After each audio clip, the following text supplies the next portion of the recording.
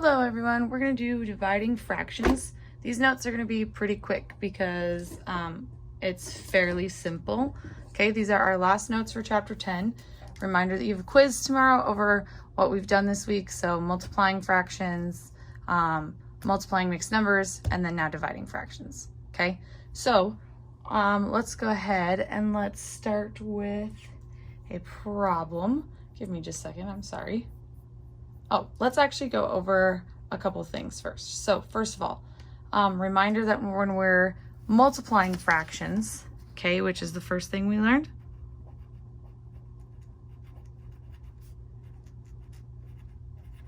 we just multiply straight across, okay? So for example, if I have 1/2 times 2/3, I'm just multiplying across. I don't have to do anything. So 1 times 2 is 2, 2 times 3 is 6, okay? That's all I have to do, and then of course simplify. So 2 can go into both of these. 2 divided by 2 is 1, 6 divided by 2 is 3, okay? So just a reminder that that's how you multiply fractions, okay? When I multiply mixed numbers,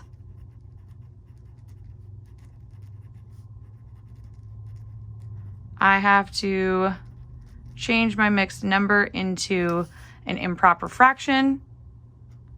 So I have 1 1/3. I would have to change that into a whole number with my 1, add my 1/3 back on, and it would be 4/3. And then I times it by whatever my other number is. So like 1/2, it would be 4/6. Again, simplify. 2 can go into both of these, 2 times, 3 times, okay? So just a reminder that this is what this looks like, okay? So we're going to divide fractions, which is so simple. It's gonna blow your mind. Okay, you ready? Let's say I have 1/2 divided by 3, okay? So I have a fraction here and a whole number here. Remember, when I have a whole number, I just have to put it over 1, right? Okay, so in this situation, what I'm going to do is, hang on, I was gonna write it out.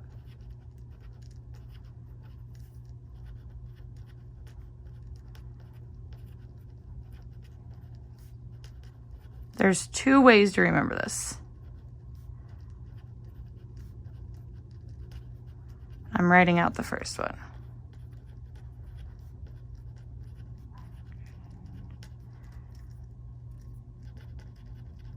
Okay, so the first way to remember this is to divide your fractions, my oh my. Just flip the second fraction and multiply. Okay, so first of all, we don't do anything to that first fraction. Okay, we were just talking about the second fraction, right? So the second fraction we're going to flip, okay? So it would become 1/3. And instead of dividing, I'm going to multiply. So now we go back to my multiplying fractions. All I have to do is multiply across now. So I've got 1/6. So what's my answer? 1/6. Okay, so literally we're going right back into what we did on Tuesday this week and just multiplying fractions again, okay? You just have to remember to flip your second fraction. So let's try another one. Let's say I had 4 divided by 2/3. Okay, so same thing. Reminder that this just goes over 1, okay? You can also try to remember this by saying keep, change, flip, which there is a video on Google Classroom of a song that goes over this that you can, try to get stuck in your head if you want, and that'll help you remember as well. So same thing. I'm not doing anything to the first one. I'm keeping this one. This is my keep part. Okay. Change. The division symbol is what I'm changing into multiplication. Okay. So I'll put change above that. And then this fraction is what I flip. So I'm going to have 3 over 2 rather than 2 over 3, okay? So now I can just multiply across.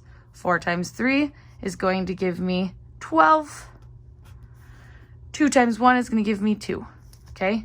2 can go into 12 6 times. So my answer is just 6, okay? Hopefully this makes sense to you. We're going to do one more. And you never know, this one might come up on your homework page, so, you know, pay special attention to it. So I'm going to flip this over, okay? So I'm just going to remember to keep, change, flip.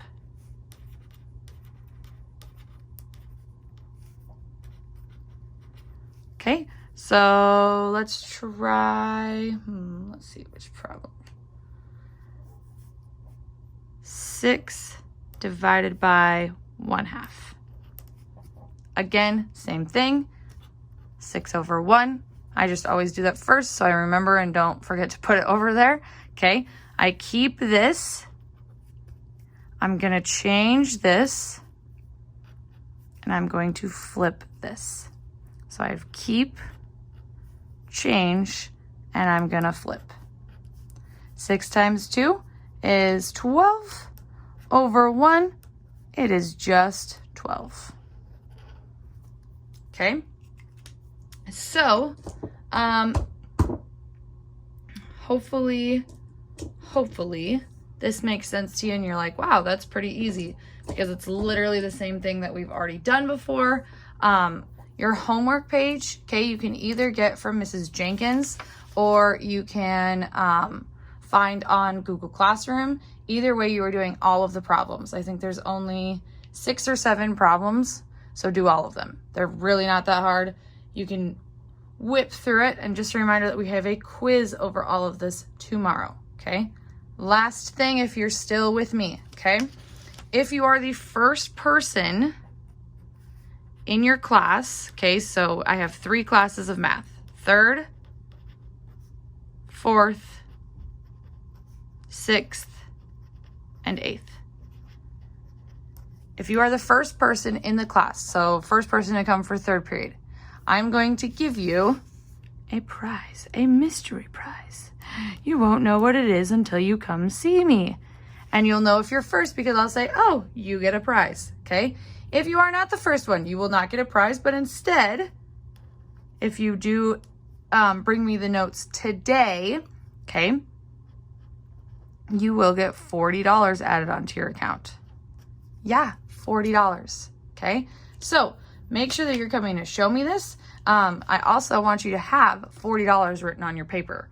If you do not have that written, I'll know you just kind of didn't really listen to the notes, or you maybe just had it on mute and just wrote down what I wrote, okay? And maybe didn't get to this part, but if you do that, I will give you $40. And then if you are the first person in my class or in that class period to come show me, you'll get a prize. So have fun with it.